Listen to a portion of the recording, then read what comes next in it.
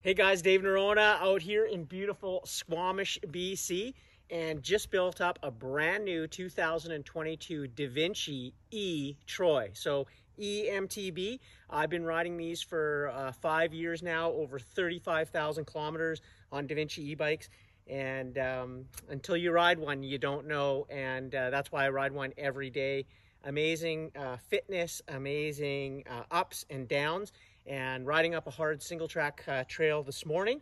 And I just wanted to show you some of the things that I've done to my E-Troy, because this is quite different than the E-Spartan. When we did the release video, we sort of made it like this is a little bit more, if you don't live in a gnarly area, a little more climbing prowess.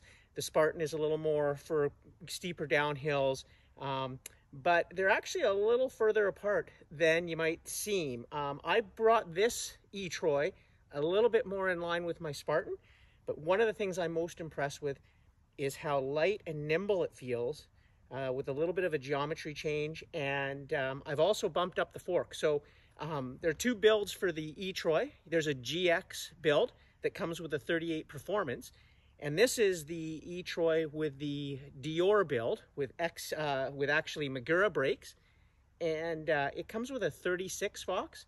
So I tossed that out because I can't go back, and I put on a Zeb Ultimate, which I absolutely love this fork. If you've improved your older Zeb, you know what I mean. But if you have one of these new Ultimates, you know exactly what I mean. This fork is amazing. I also bumped it up 10 millimeters to 170. It comes as a 160 bike. Now it's a 160 in the back with a Float X and a 170 in the front with a Z Ultimate. The bike is pretty much stock as far as components, except as you know, with one of the best brands out there today, and of course local in Squamish, is Oneup Components. So I add their E-Carbon Bar. This thing is super compliant, more compliant than like a downhill bar, stronger and flexier, and it really does make a difference on an e-bike. Again, you probably won't notice the difference when you put it on, but if you go back to an aluminum bar, you'll never run without one of these Oneup carbon bars. And of course the Oneup grips, just love those. Also brings a little bit of color to the bike. Also a Oneup seat dropper post, 150 on this small frame for me.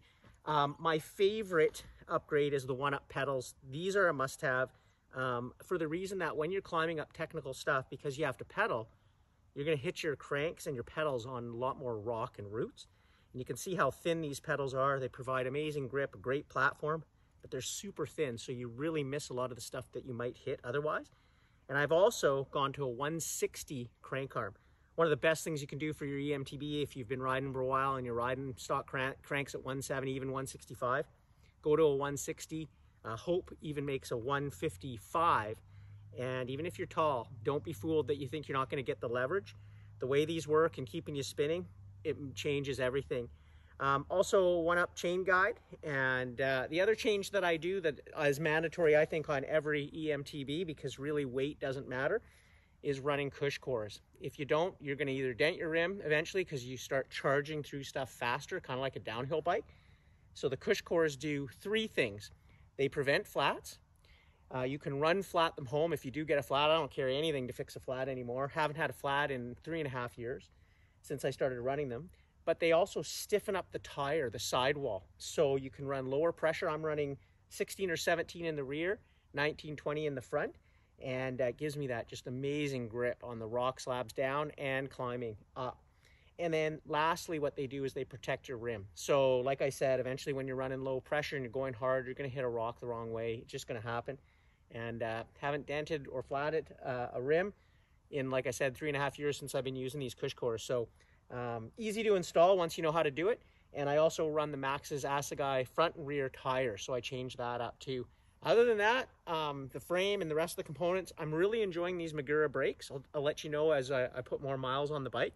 That's a big change for me. Again, the change is RockShox Zeb, which I absolutely love. I don't think you can go wrong with Öhlins Fox or RockShox. They all make great forks. It's really what you get used to.